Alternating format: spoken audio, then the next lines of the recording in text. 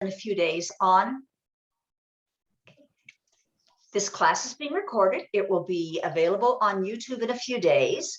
You can access it by going to YouTube and typing in NKA Idaho in the search box, and that will bring up not only this class, but also other NKA classes from the past couple of semesters that have been recorded.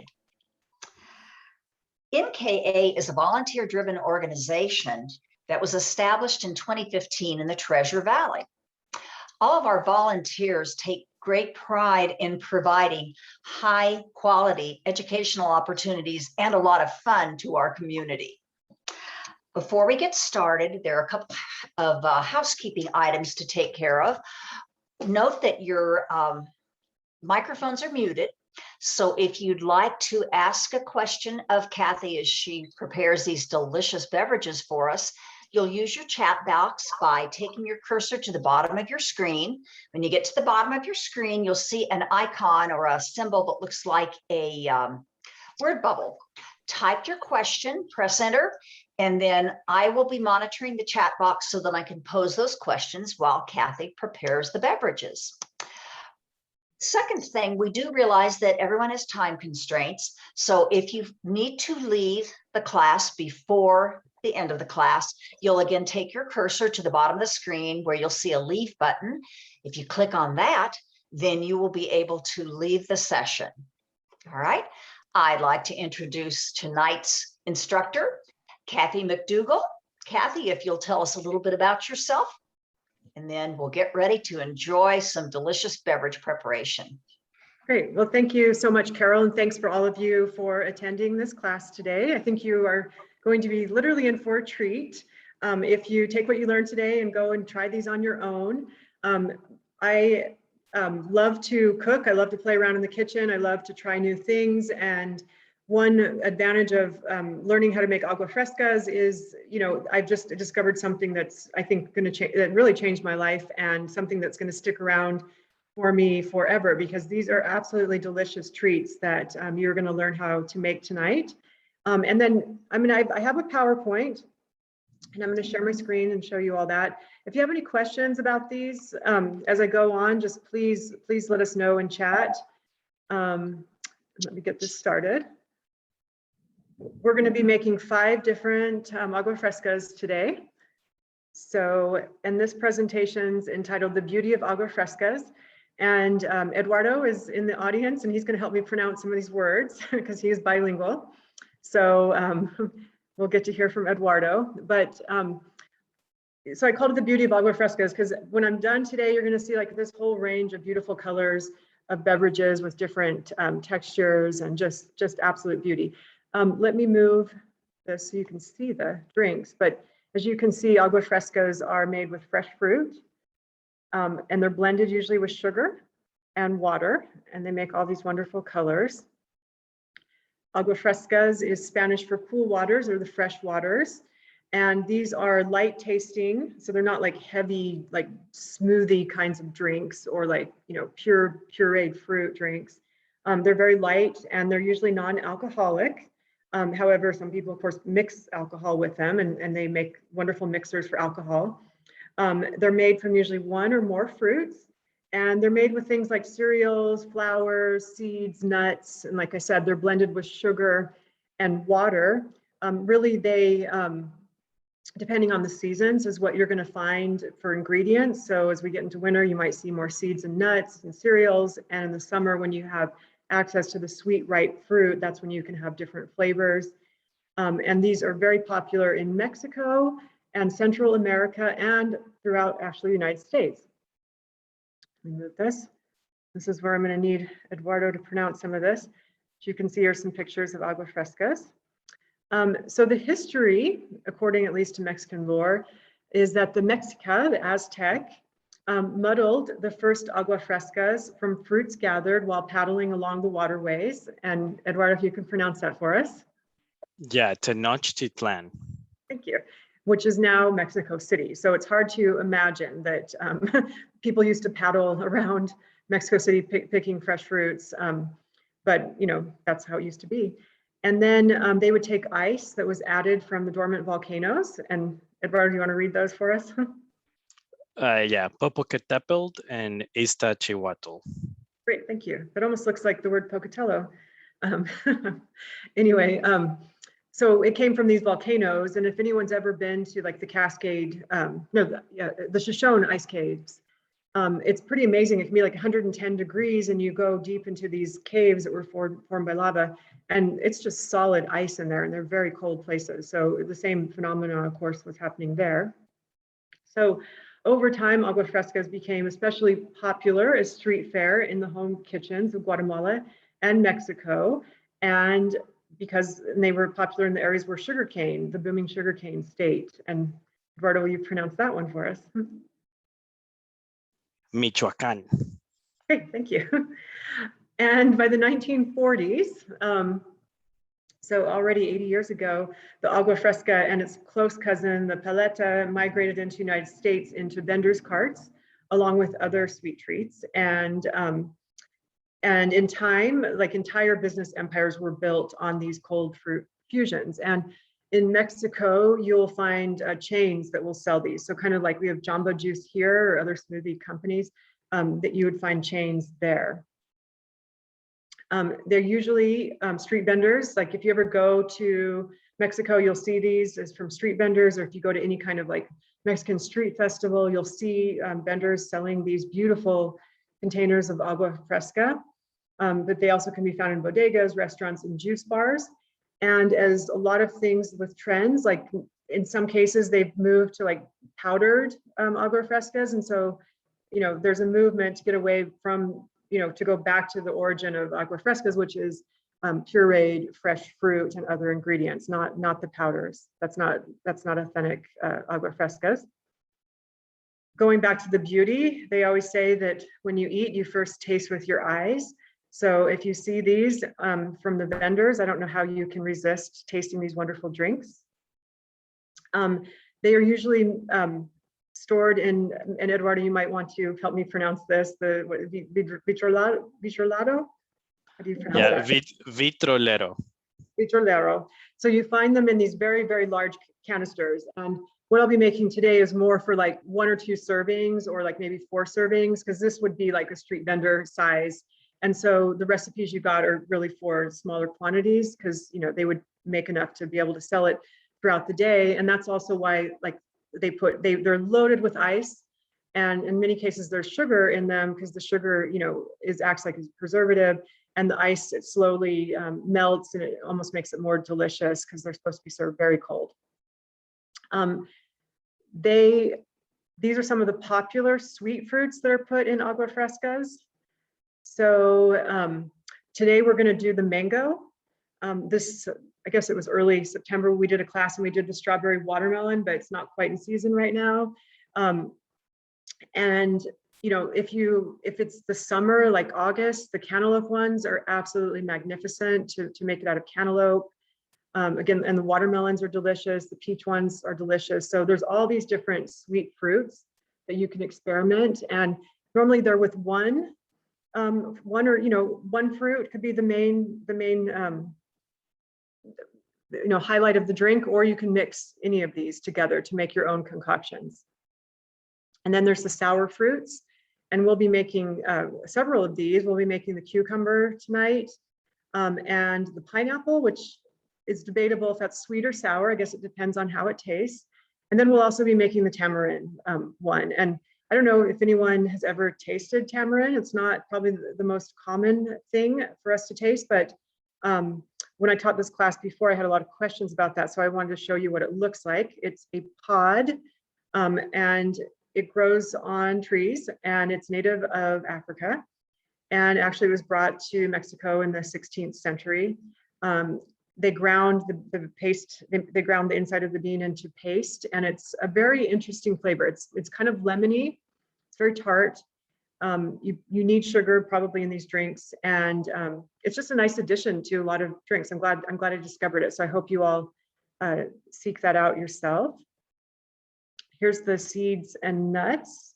This one is an agua fresca with lime, fresh lime juice mixed with water and sugar, and then the chia seeds. But we will not be making that one. We will be making the horchata. And that is a really delicious, one of my favorite Agua Frescas. It's rice water and cinnamon. And there's also the cebada, which is the barley and lime, which is basically about the same methods, but we won't be doing that one tonight. And then the last, kind of category of Agua Frescas is the flowers and the hibiscus or the agua de Jamaica. And what they would do is they would pick the hibiscus flowers and they would steep them in hot water, and it would make this beautiful, very dark cranberry kind of tart liquid that they would add sugar to, and it makes, as you can see, this beautiful drink. So that's the quick presentation on the history and the different types of Agua Frescas. If there's any questions, put them in chat and I will answer them. Right now, I'm going to turn off my video and go put my laptop in my kitchen, and then we will set that up so I can show you some of these. I'll be right back.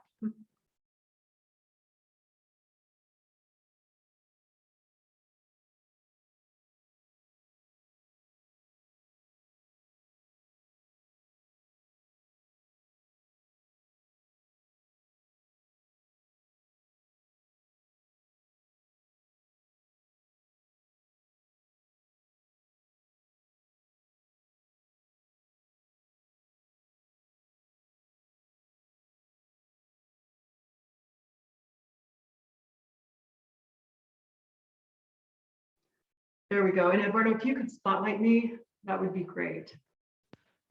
Yes, let me see. So everyone can see like kind of what I'm doing, and I hope you can see everything.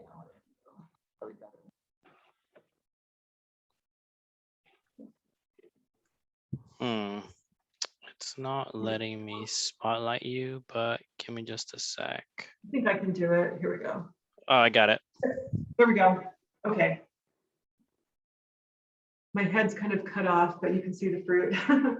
So anyway, let's just get started. Were there any questions, or should we just get started?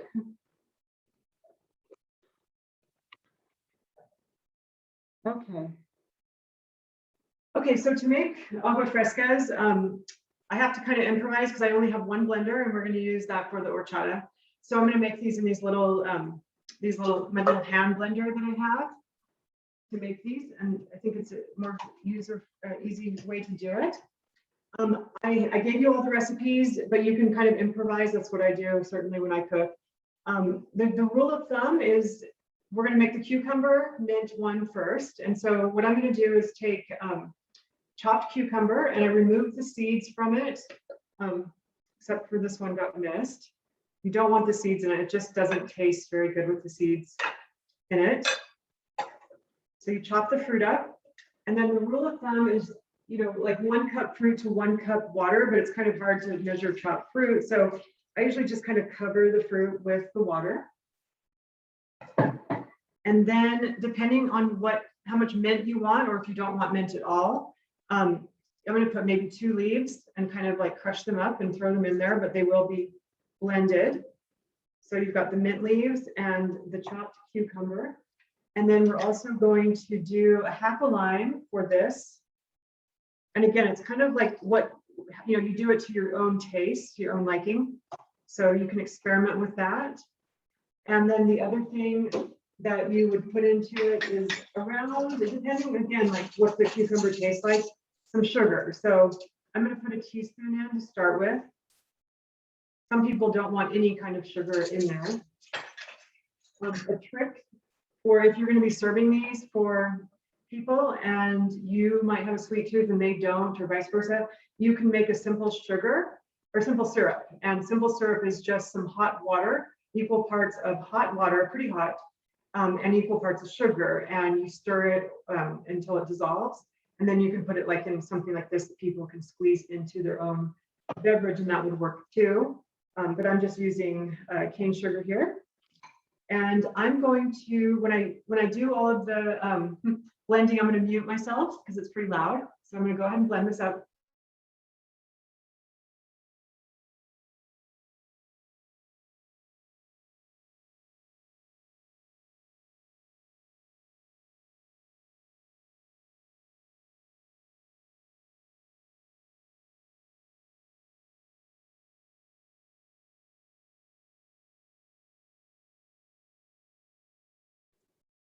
Okay, there we go.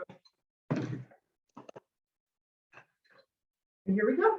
There it is. And this one, when you serve these, you can decide if you want to strain them or not. Depends on how much pulp you like. But I would highly recommend that you do strain this one. So I'm going to go ahead and just show you one serving of this. There's quite a bit of pulp in this one.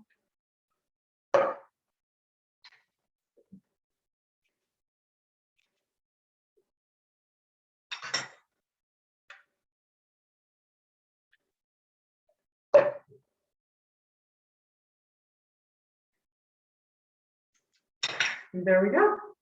There's the first one. And then you can garnish this with this is my garnish table, with fresh mint. I think looks pretty. And like a side of cucumber, or you could throw in like a lime. And there you go. There's our first agua fresca, the cucumber mint agua fresca with some lime. Okay, the next one, let's see, it's all over the place.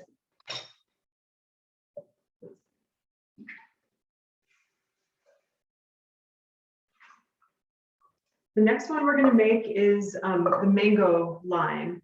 And so it's the same concept. I'm going to take chunks of mango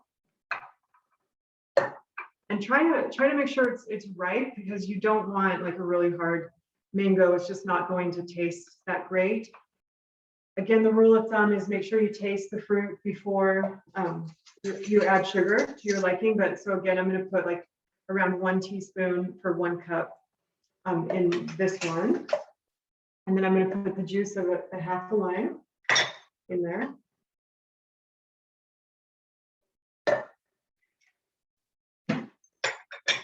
Then I'm going to cover the fruit with water.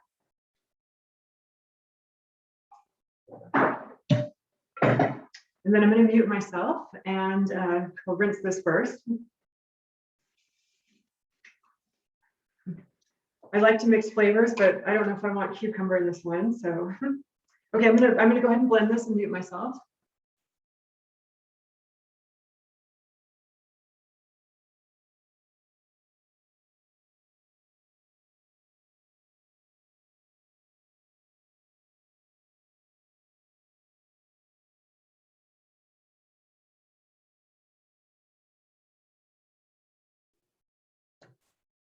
Okay, as you can see, that one was really, really easy to do.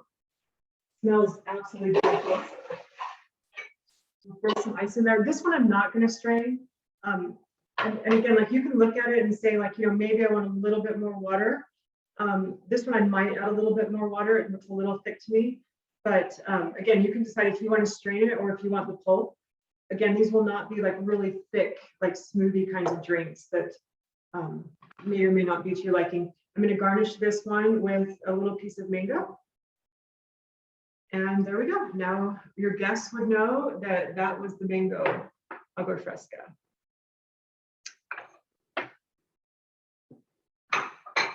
And I'm doing so many of these so you can get an idea that they don't take a long time. They're pretty easy to do. And they definitely are worth it. Okay, the next one we're going to make is pineapple orange. And this one I just have a few chunks of orange in there. And I just went and got some already chunked pineapple, and I'm going to guesstimate what a cup is or what I want it to be. Now this pineapple is very sweet, so I'm not going to add sugar to it. And I'm not going to add lime to it because I think the pineapple, has those tastes of sour in it, so I just don't want that. I'm going to put quite a bit of water in this one, and then I'm going to blend it. Mute myself.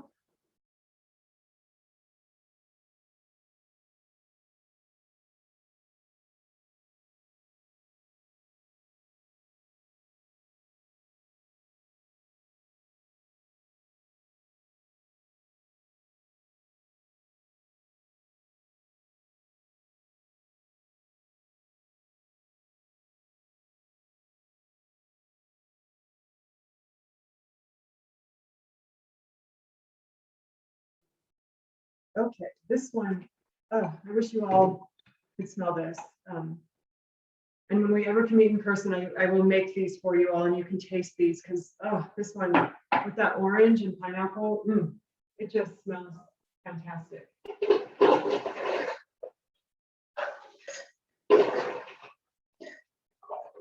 Okay, this one you probably would want to strain. It's pretty thick, but I'm just not going to for time. I'm gonna, and actually when I drink this on my own, I'm probably gonna put some heavy cream in it actually too, to make it kind of like a creamsicle kind of pineapple cream drink because I love that flavor. But you don't of course have to put cream in it, but it's already pretty creamy. And then I'm gonna garnish it with a piece of pineapple and maybe throw some mint in there to make it look really pretty. So there's our pineapple orange agua fresca. Hope you all can make that one. Okay, now we're going to move into something a little bit different, and we're going to make the tamarind agua fresca. So this is like 3 cups of water that I've already pre-measured, and to make this one, this is the tamarind puree. And I don't remember where I bought this. I think I got it at the co-op, but I may have gotten it online too. It's something I hadn't really looked for. So I don't know if anyone in chat knows like a good source of where to find this, but this is the tamarind puree. It's very, it looks like molasses. And again, it's the most unusual, it has just such this lovely flavor. It's one of my new favorite things. So I'm gonna put 3 tablespoons in.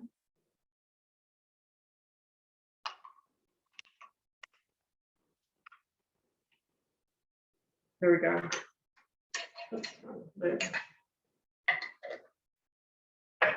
And this one is like so sour that you definitely would probably want to add sugar to this one. And so what I do with this one is like 3 tablespoons. For every tablespoon of tamarind, I put a tablespoon of sugar in. There we go.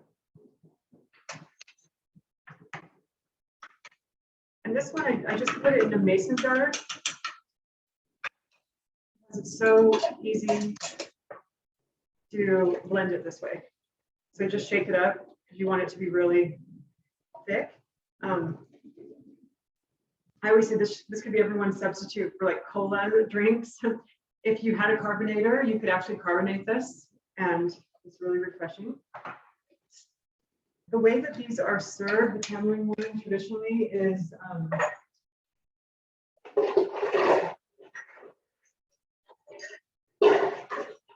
they do it with orange and lime, and they'll actually put the orange and lime in the drink and some of the juice.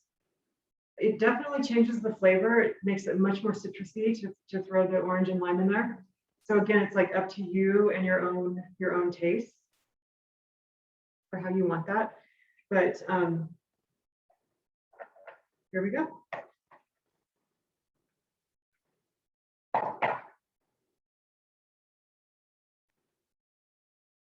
And there's our tamarind. You can see they're all lining up.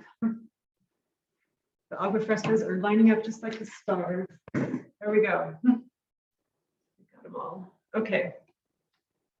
So the last one I'm going to make and show you all is the horchata. I wonder how many people have tasted that. Let us know in the chat if you've ever tasted horchata or made horchata and what you thought of it.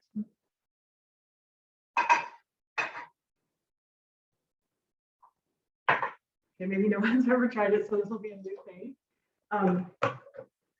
So here's my blender.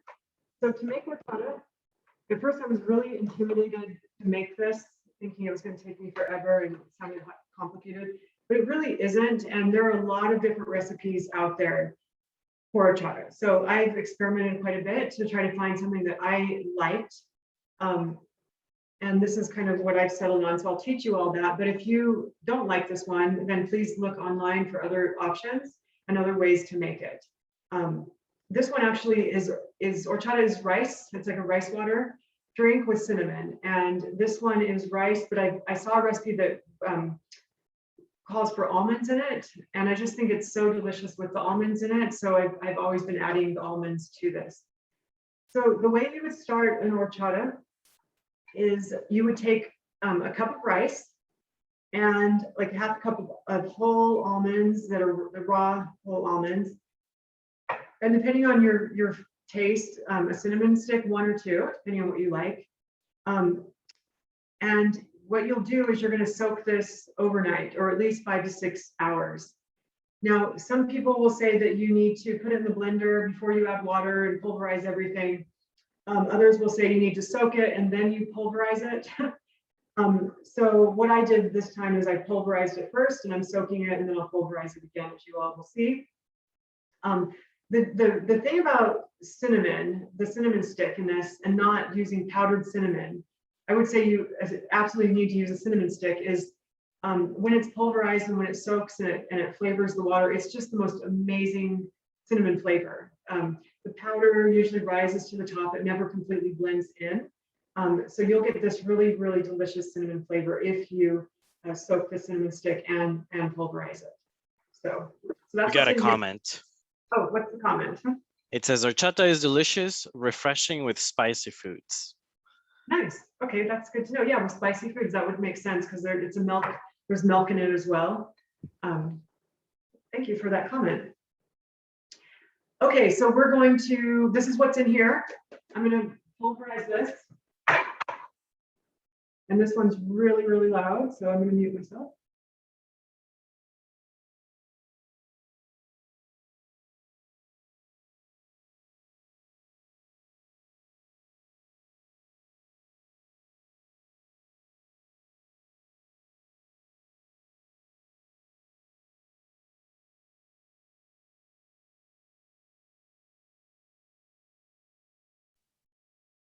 Okay, so here we go.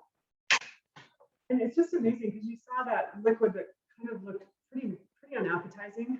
And when you pulverize it like that, it literally like turns into milk. So it's like rice/almond milk is what it's turned into.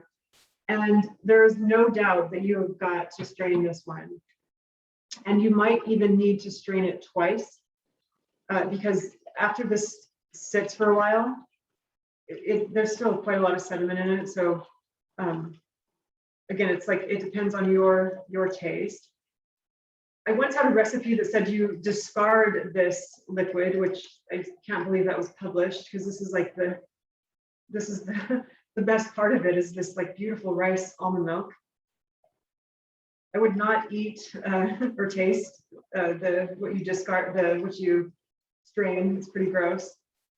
But I tasted it just to see if that was some magic ingredient that I could use in something else. And the answer was no.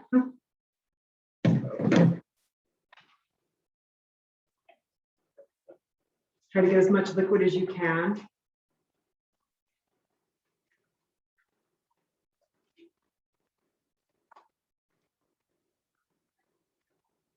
Okay.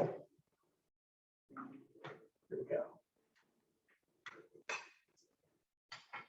So this is where it comes to personal preference of how sweet you want this. Some recipes call for a can of evaporated milk. I tried that. I didn't really like it, so I'm going to make pumpkin pie out of this. You know, others call for an entire can of sweetened condensed milk, and I know that's really popular. That's not something I enjoy. I will put sugar in this.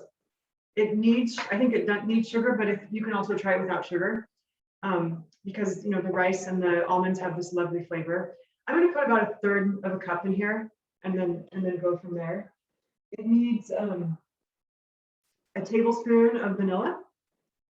So I'm going to put that in. And just a little tip, because I just started making these. You can make your own vanilla at home. You just take 1.5 to 2 vanilla beans and slice them down the middle, and fill it with vodka and wait for 2 to 3 months, up to like a year, and you can have your own vanilla extract.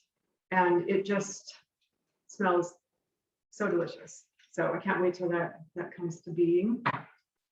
Okay, so then you also this also calls for 2.5 cups of milk for these proportions. So we'll throw that in.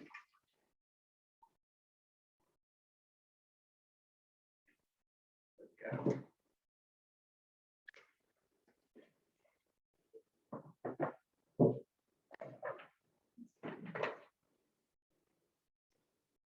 And then you want to stir that.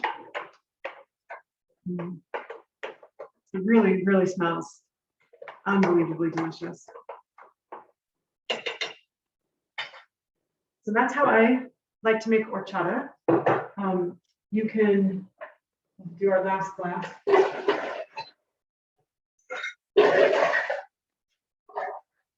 Again, this would be served with lots and lots of ice. You can also add more water to this if you want it to have a different flavor, or you can add milk to it. And you can garnish it with cinnamon stick. And that went really fast, but there we go. There are our 5 Agua Frescas. So I really hope that you all will go home and, well, go home, you probably are home. At your home, I hope you all will try some of these and then reach out to me if you have any questions about them. I mean, it's just a wonderful kind of new thing you can serve if you're ever having a party. It goes great, like someone said, with Mexican food, you know, like a staple of any kind of Mexican celebration. You would want to have these, and I think children and grandchildren would love them. The horchata, I think, also is delicious with my coffee in the morning. I love to mix it because I just love that unique flavor. I think, you know, when you make your own, again, like you can make it for your own personal taste. So you can just keep experimenting. And if you have a lot of fruit on hand, you don't know what to do with it, then make an agua fresca. So that's another option. So that is the conclusion of the presentation. And are there any questions that anyone has? Kathy, there are a couple of comments. Gypsy's commented that the horchata is a great way to get more fluids and vitamins. And she said, now you're ready for a party. So when are your guests coming over? We expect to hear the doorbell ring. And then Spinner is thanking you for sharing these delicious recipes and your talents. My comment is we have our own version of you're the Boise version of Julia Child. You did an excellent job of everything was very crystal clear. Other comments, well, there are a lot of kudos saying that you did a great job and people are anxious to try the recipes. Great. Yeah. Well, thank you all for those kind comments. I appreciate that. I mean, I love playing around the kitchen, and I love learning about new flavors, and I hope you all will too. And that's why I also think you can see that they're really, really easy to make. Yeah. And the payoff is quite great. So. Well, and Kathy, it's Carol again. I was interested in your homemade vanilla. Yes. Where do you buy your vanilla beans? So you can find them in the store, but you'll pay for it, or you can find them online for probably half price. Okay. But make sure you get high quality ones though. So all right. And then okay, and then Joan has asked, can you use a regular blender rather than the immersion hand blender? Yes. So if I had, I mean, I ideally when I make them at home, like it would always be in this because I think it just does a better job. It just pulverizes it. So that would be the first choice, but I just couldn't figure out a way to do it because of the horchata was in there. So that would be, you know, you could do any blender, even probably a food processor, honestly, would work as long as it's pretty pulverized. And if it's not pulverized enough, you can always strain it or strain half of it and then put the pulp in the other half. And one other thing I wanted to mention is you don't have to use regular milk. This is whole milk that I used. You can use almond milk, you can use soy milk or whatever, oat milk, whatever you like. It can be plant-based milk as well. Right. Okay, are there any more questions?